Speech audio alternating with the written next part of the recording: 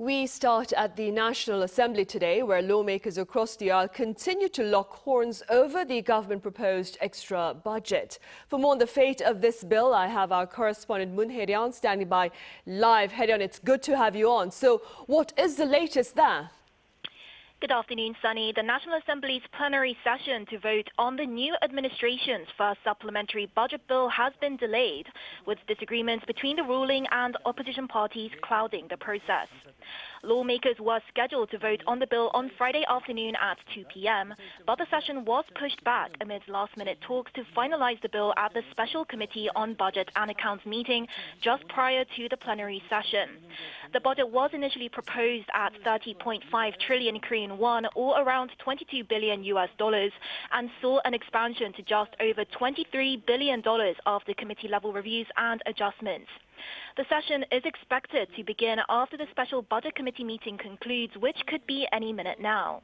The Democratic Party holds a majority in the National Assembly and can push the bill through on its own without the opposition People Power Party's backing, which is what is expected to happen after the PPP declared earlier today that it would be abstaining from voting. Right. Hye-ryeon, what have been the main points of contention between the two parties with regard to this bill then? Right, so leading up to the vote, the two parties have been clashing over the bill's key provisions, particularly around how and where the additional spending should be directed. At the heart of this new budget are consumption vouchers that the ruling Democratic Party said were a point of contention with the main opposition People Power Party in the lead-up to the vote.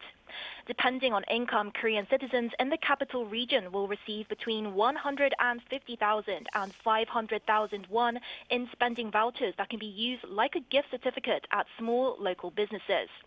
The DP emphasized the urgency of passing and executing this in order to boost domestic consumption and help people's livelihoods, and said that the PPP took issue with the scope of recipients eligible for the program. Another major point of contention was the reallocation of special activity funds for the presidential office. The DP proposed restoring the funds, which are typically used for confidential or discretionary purposes, a move that drew sharp criticism from the PPP. Opposition lawmakers call this move hypocritical, given that the DP had previously slashed the same budget when in opposition. That's all for now. Back to you, Sunny.